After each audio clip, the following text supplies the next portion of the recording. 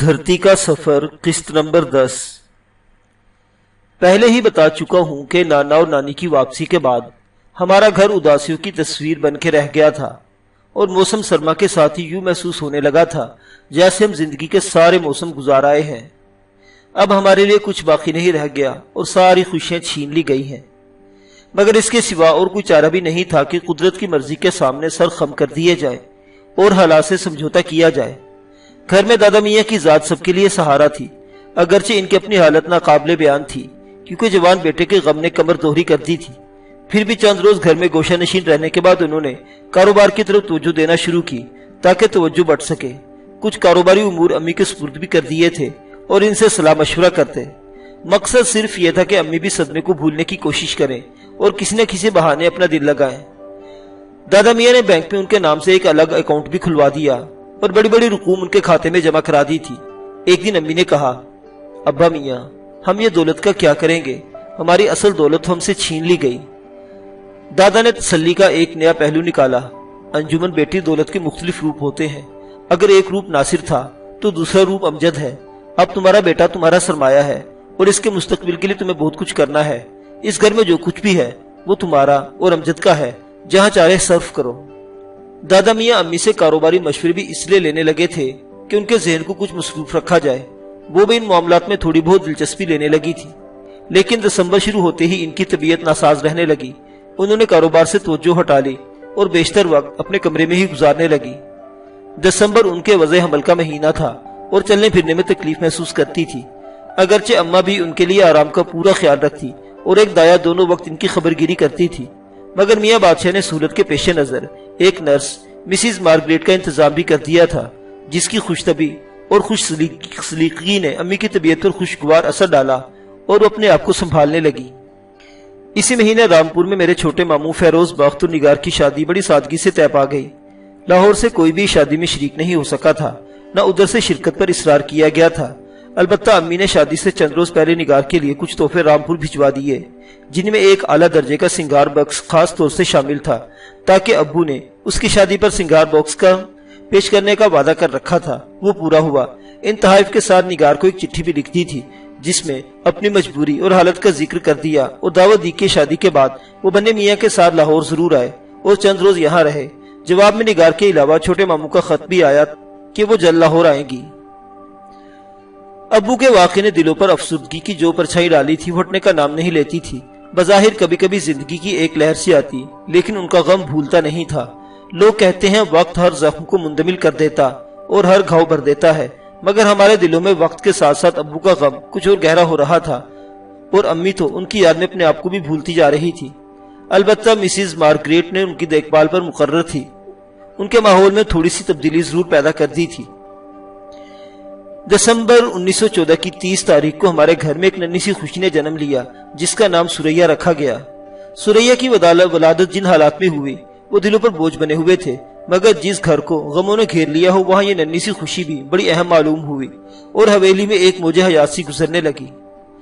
ہمارے یہاں اکثر گھرانوں میں لڑکی کی پیدائش پر کسی خاص مسرت کا اظہار نہیں کیا جاتا اور ساری خوشیاں لڑکی کی ولادت کے لیے مخصوص کر دی جاتی ہیں، لیکن سریا کی پیدائش پر ہمارے گھر میں مسرت کی جو ہلکی سی لہر سرسرائی، میاں بادشاہ نے اس کے ذریعے دلوں میں ایک نئی جوش جلانے کی کوشش کی تاکہ حالات میں کچھ تبدیلی پیدا ہو۔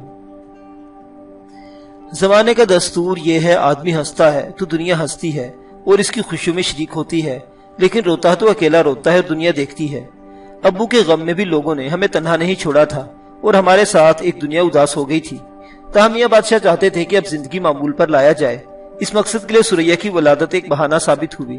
ابو کا صدمہ ابھی تازہ تھا، اس لیے انہوں نے کسی بڑی خوشی کا اہتمام تو مناسب نہ سمجھا، پھر بھی محلے بھر میں بوندی کا لڈو اور بڑے بڑے بتاشے تقسیم کرائے اور لوگوں میں چرچا ہوا کہ میاں بادشاہ کو اللہ نے صبر بخشا اور ایک خوشی عنایت کی۔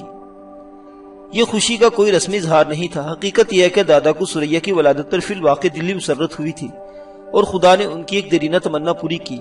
ان کے ہاں کوئی لڑکی نہیں ہوئی تھی۔ ابو میاں بادشاہ کے اکلوتے بیٹے تھے، مگر ایک لڑکی کی خواہش رکھتے تھے کیونکہ ان کا خیال تھا کہ لڑکی گھر کی رونق اور رحمت ہوتی ہے۔ اسی کمی کی وجہ سے انہوں نے امی کو بھی بہو کے بجائے بیٹی بنائے رکھا تھا۔ اب سریا کی صورت میں ان کی دلی مراد پوری ہوئی اور حالات کے مطابق جس خوشی کا اہتمام کیا تھا وہ ماحول میں تبدیلی کی ایک لہر ثابت ہوئی۔ अम्मा भी इस बात पर खुश थी कि उन्हें अपने बेटे की एक और निशानी मिल गई और घर में एक नई रौनक आई है। मैं भी अपनी छोटी बहन की पैदाइश पर खुश और उसे बार बार प्यार करने की कोशिश करता था, जो अम्मी के पहलू में लेटी मुझे टकर टकर देखे जाती थी।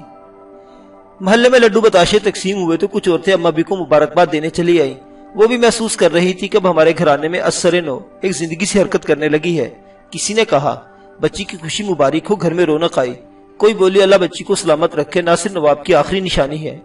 मगर एक बुढ़िया के मुंह से ऐसी बात निकल गई जिसने सबको हैरान कर दिया। उसने सुरैया की बदनसीबी पर तबसरा जरूरी समझा और कहा, हाय न जाने बेचारी कैसी किस्मत लेकर आई है, बाप तो बच्ची का मुंह भी ना देख सका और पहले ही रुखसत हो गया। बाज औरतों में यह वहम पाया जाता है कि जो बच्चे वलादत से पहले ही बाप के साया शफकत से महरूम हो जाते हैं वो मनहूस होते हैं। गालिबन बुढ़िया ने भी बेदिहानी में इस ख्याल का इजहार कर दिया था। शायद वो कुछ और भी कहती, मगर अम्मी ने इसका वही मुंह बंद कर दिया।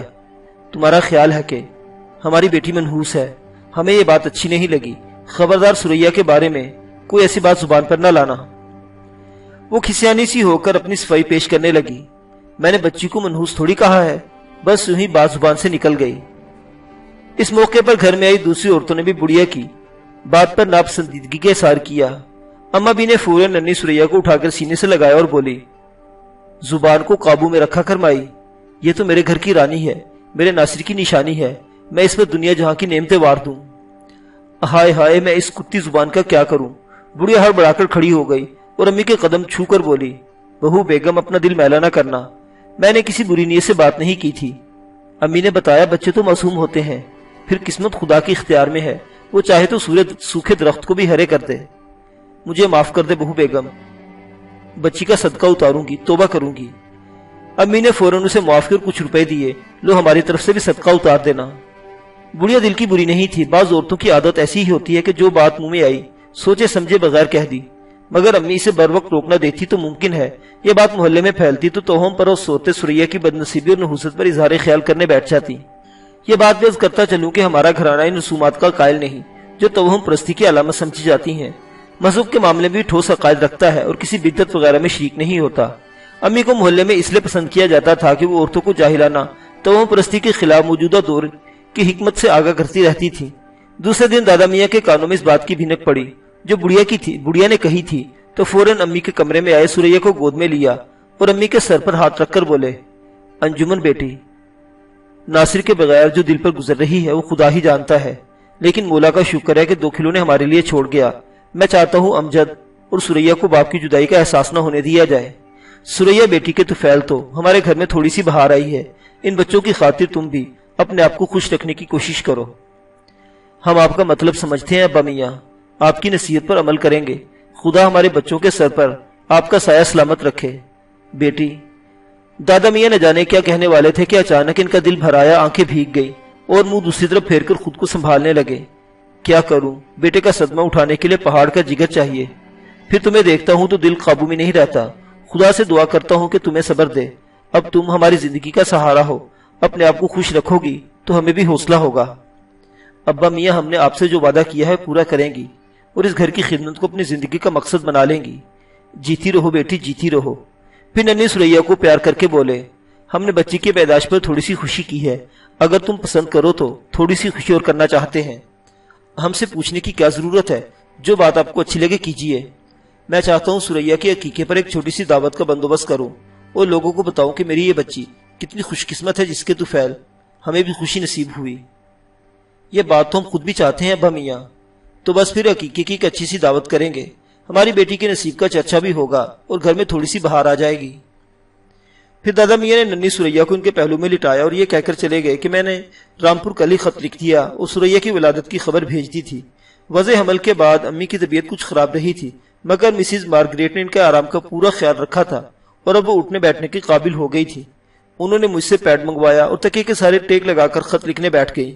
ये खत नाना नवाब के नाम लिखा गया, जिसमें सुरैया के हवाले से इत्तला दी गई थी कि कई महीनों के बाद घर में थोड़ी सी खुशी का मौका पैदा हुआ है। बन्ने मियाँ और निगार को 5 जनवरी तक जरूर भेज दीजिए। अब दादा मियाँ अकीके की तैयारी में मसरूफ हो गए और खास दोस्तों की फहरिस्त तैयार करने लगे जिन्हें दावत में मदऊ करना चाहिए था। अम्मा बीबी अपनी जान पहचान की औरतों का बुलावा भेज दिया। दादा का ख्याल था इस मौका पर हवेली में थोड़ी सी आराइश कर दी जाए, मगर पहले अम्मी से पूछ लिया क्योंकि हर मामले में इनकी राय जरूरी समझते थे। अम्मी ने हामी भर ली तो उन्होंने पीरू को बुलाकर हवेली की आराइश का हुक्म दे दिया। मैंने अभी तक ये नहीं बताया कि पीरू बहुत सीधा साधा सा मुलाजिम और घर का सौदा सलफ लाने पर मुकर्रर था। सारे अहम काम बूदी को सौंपे जाते थे, मगर अब अब्बू के साथ ही बोदी का गम भी था। पीरू तो अक्सर इसके लिए ठंडी आहें भरता, क्योंकि इसे बोदी ही लेकर आया था और इसके साथ छोटे भाई का सलूक करता। बोदी के बाद सारे काम पीरू को करना पड़ते थे।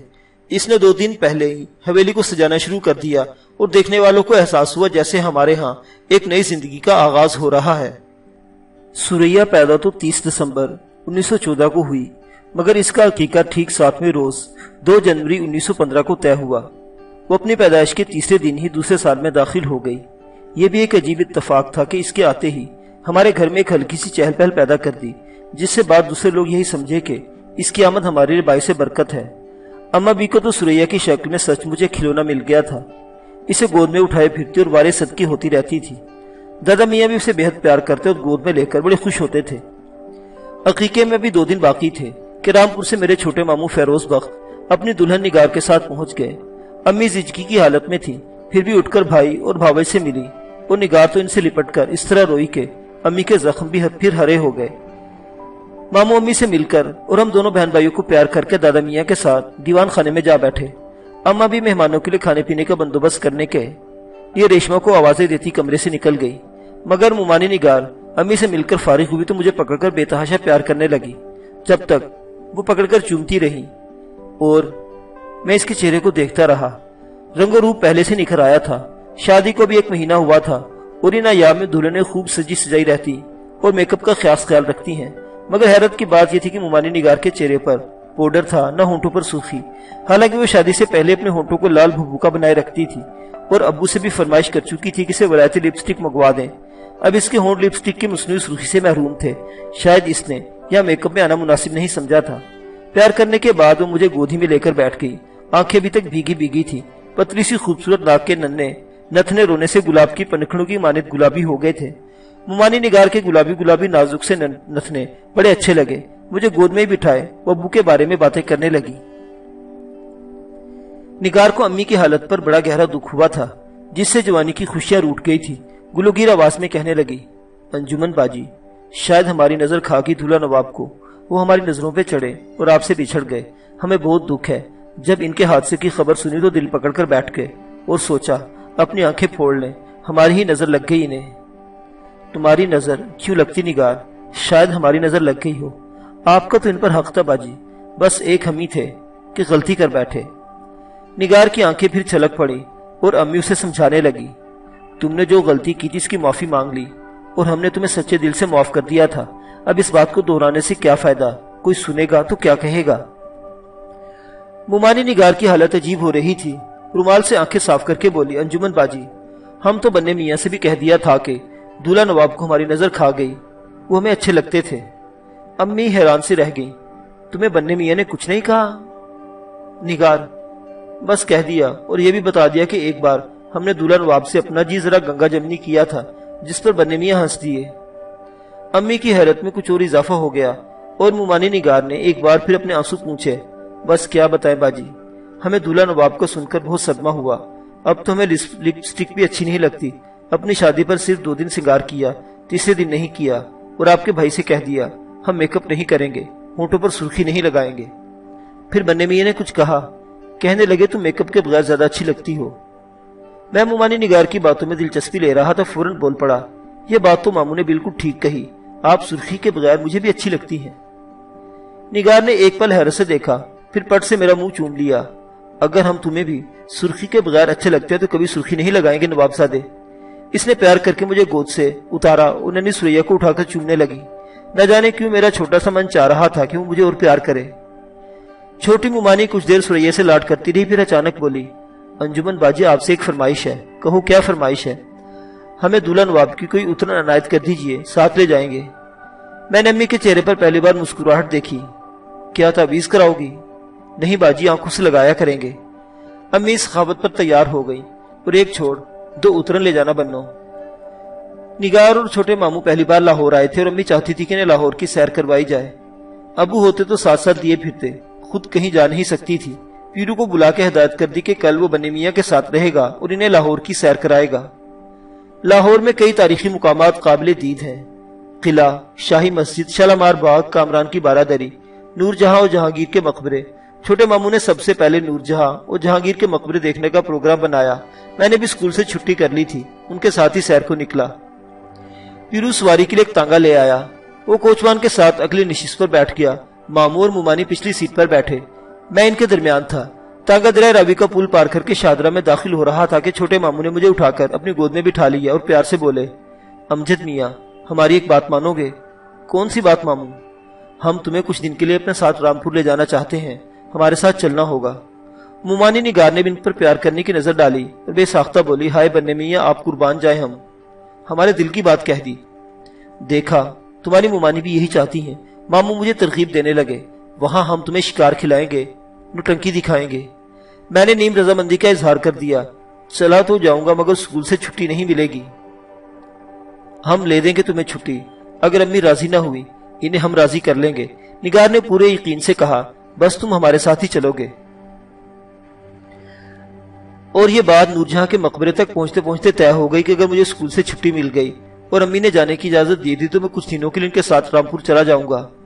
ہم نے پہلے نور جہاں کا مقبرہ دیکھا جس پر ویرانیاں برس رہی تھی۔ نگار نے پریشانی کا اظہار کیا، ہائے اللہ، ہمیں تو یہاں وحشت سی ہو رہی ہے۔ مگر مقبرہ جہانگیر جاتے ہی ان کی وحشت دور ہو گئی۔ وہاں باغ باغیچے آراستہ تھے، مہارت بھی شاندار تھی، حفاظت و نگہبانی کا انتظام تھا۔ ممانی نگار کو جہانگیر کا مقبرہ پسند آیا اور جب شہنشاہ کی قبر دیکھ کر نکل رہی تھی پوچھنے لگی، بننے میاں، ہم نے سنا ہے جہانگیر کی آنکھیں بہت خوبصورت تھیں۔ ارے چشم سلیم تو مشہور ہے، ماموں نے جواب دیا۔ فیضی نے بھی ان کی آنکھوں کی تعریف میں شعر کہے تھے، مگر وہ آنکھیں ہمارے نوابزادہ کی آنکھوں سے زیادہ خوبصورت تو نہیں ہوں گی۔ نگار برآمدے میں ہی کھڑی میری آنکھوں میں جھانکنے لگی، دیکھو بننے میاں، ہو بہو دلہا نواب کی تصویر ہے۔ نہ جانے ممانی نگار کہاں کھو گئی تھی، پھر اچانک مجھے پکڑے اور پیار کرنے لگی۔ چھوٹے ماموں بھی مجھے انگلی سے لگائے پھرتے رہے، دونوں والہانہ پیار کرتے تھے مجھ سے۔ شادرہ سے واپسی پر ہم نے شاہی مسجد اور قلعہ بھی دیکھا اور تیسرے پیر حویلی لوٹ آئے۔ دوسرے دن ننھی سریا کے عقیقے کی دعوت تھی۔ حویلی کے اندر عورتوں کے لیے اور باہر کناتے کی دیواریں کھڑی کر کے مردوں کے لیے انتظام کیا گیا تھا۔ پیرو نے حویلی کو بڑے سلیقے سے آراستہ کرایا تھا، جس سے ہر کوئی اندازہ لگا رہا تھا کہ ہم اپنی پچھلی زندگی کی طرف لوٹ رہے ہیں۔ میاں بادشاہ نے یہ حقیقت جان لی تھی کہ آدمی دنیا میں اپنی مرضی سے نہیں آتا، بھیجا جاتا ہے، اور اگر زندگی کو دکھوں کی قبر بنا لیا جائے تو یہ سب کچھ بھیجنے والے کی مرضی کے خلاف ہوگا۔ وہ اس معاملے میں راضی برضا تھے اور ابو کا صدمہ اٹھانے کے باوجود اکثر یہی کہا کرتے تھے، جو میرے اللہ کی مرضی۔ دعوت عقیقہ پر لوگوں نے ابو کو حادثے پر اظہار افسوس بھی کیا، اس سریا کی ولادت پر بادشاہ کو مبارکباد بھی دی۔ ایک عام تاثر یہی تھا، بڑے نصیبے والی بچی ہے، اس کے گھر آتے ہی گھر میں رونق آ گئی۔ بعض لوگ سریا کے لیے تحفے بھی لے کر آئے۔ میاں بادشاہ نے وہ تحفے قبول کیے اور سب کا نام ایک کاپی پر درج کر لیا۔ وہ کسی کا دیا رکھتے نہ تھے، 2 گنا سہگنا کر کے لٹا دیتے تھے۔ زنان خانے میں عورتوں کو اور کناتوں کی 4 دیواری میں مردوں کو ایک ساتھ کھانا تقسیم کیا گیا اور سب لوگ 1 بجے سے پہلے فارغ ہو گئے۔ ممانی نگار امی کے ساتھ ان کے کمرے میں تھی، ماموں دیوان خانے میں تھے جہاں تحائف کا انبار سا لگ گیا تھا۔ لوگ میاں بادشاہ سے ہاتھ ملا کر رخصت ہوئے۔ میرے جشن ولادت پر ان کے دسترخوان 7 روز تک بچھے رہے، مگر وہ وقت اور تھا۔ ابو کے المناک حادثے کے بعد یہ چھوٹی سی دعوت عقیقہ بھی ہمارے لیے کسی جشن سے کم نہ تھی، جس نے ہمیں ایک نئی خوشی سے ہمکنار کر دیا تھا۔ 1 بجے کے بعد جب حویلی سے عورتوں کا ہجوم بھی چھٹ گیا اور اماں بھی ریشم اور مائی بختاور کو کچھ کھانا فقیروں میں تقسیم کرنے کی ہدایت کر رہی تھی، میاں بادشاہ اور چھوٹے ماموں تحائف اٹھائے امی کے کمرے میں داخل ہوئے اور ساری چیزیں ان کے سامنے قالین پر رکھ دی۔ ممانی نگار اتنے ڈھیر سارے تحائف دیکھ کر حیران رہ گئی اور خوشی سے امی کی آواز بھی کانپنے لگی، ابا میاں، ہماری سریا تو بہت خوش نصیب ہے۔ کیوں نہیں انجمن بیٹی، اس دنیا میں ہر کوئی اپنا نصیب ساتھ لے کر آتا ہے۔ ذرا اٹھ کر خود ان چیزوں پر بچی کا ہاتھ لگوا دو تاکہ سمجھ جائے کہ اس نے تحفے قبول کر لیے ہیں۔ اسی لمحے اماں بھی کمرے میں داخل ہوئی۔ امی ننھی سریا کو گود میں لے کر بیٹھ گئی اور ایک ایک تحفے پر ان کے ننے ننے ہاتھ لگوانے لگی۔ سب چیزوں پر باری باری لگوا چکی تو یکلت ان کا دل بھر آیا اور گولوگیر آواز میں بولی، کاش اس وقت ہمارے سرتاج ہوتے اور اپنی بچی کا نصیبہ دیکھتے۔ امی کے یہ الفاظ سب کے دل پر بجلی بن کر گرے اور اچانک خوشی کی ایک چھوٹی سی تقریب سوگواری میں تبدیل ہو گئی۔ امی کو روتے دیکھ کر سب کی آنکھیں چھلک پڑی۔ اماں بھی نے آگے بڑھ کر سریا کو گود میں لے لیا اور امی کو اپنے ساتھ لگا کر کہنے لگی، صبر کرو بہو بیگم، تقدیر کے نوشتے کون بدل سکتا ہے۔ میاں بادشاہ نے بھی بہو کے سر پر ہاتھ رکھا۔ آنسو علاج غم نہیں انجمن بیٹی۔ حالانکہ میاں بادشاہ کی اپنی آنکھیں بھیگ رہی تھی اور امی کے آنسو تو جیسے چیخ چیخ کر کہہ رہے تھے، ہم اکیلے رہ گئے ابا میاں۔ ٹھیک اس وقت جب لوگ امی کے کمرے میں حسرت و غم کی تصویر بنے کھڑے تھے، اچانک حویلی کے بیرونی دروازے پر دستک ہوئی اور ساتھ ہی ڈاکی کی آواز سنائی دی، ناصر نواب کی چٹھی آئی ہے۔ ناصر کی چٹھی؟ دادا حیران رہ گئے۔ امی کی آنکھوں میں آنسوں کی روانی رک گئی۔ پہلے تو ہر کسی کو اپنی سماعت پر شبہ ہوا، مگر ڈاکی نے وہی الفاظ ذرا بلند آواز میں دہرائے، ناصر نواب کی چٹھی آئی ہے۔ اور اس آواز کے ساتھ ہی امی بے تحاشا باہر بھاگی۔ دادا، اماں بھی، چھوٹے ماموں نگار اور میں سب ان کے پیچھے لپکے۔ اس بھاگ دوڑ میں اماں بھی کی آواز سب سن رہے تھے جو کہہ رہی تھی، الہی خیر، مولا خیر، میرے بچے کی خیر۔ دروازے کی اوٹ سے ڈاکے نے ایک بھاری مکتوب امی کے حوالے کیا۔ امی نے دادا نے غور سے سرنامے کی تحریر دیکھی۔ بلا شبہ وہ ابو کا خط تھا، انہی کی تحریر تھی۔ بھاری مکتوب کے کونے میں ان کے ہاتھ کے مخصوص دستخط تھے۔ میاں بادشاہ نے جیب میں ہاتھ ڈال اور جتنے روپے مٹھی میں نکال کر چٹھی رسا کے ہاتھ پر رکھ دیے۔ پھر اماں بھی سے مخاطب ہوئے، میرے ناصر کا خط ہے، میرے بیٹے کی چٹھی آئی ہے، اور آنسو سے بھیگے ہوئے چہرے کے ساتھ ڈیوڑی میں ہی سجود ہو گئے۔ ابو کے خط کی ناگہاں آمد ایک ایسا مسئلہ تھا کہ فرط مسرت میں امی کی آنکھوں پر چھم چھم آنسو برسنے لگے۔ وہ ابو کا خط لے کر اپنے کمرے کی طرف بھاگی اور دروازہ اندر سے بند کر لیا۔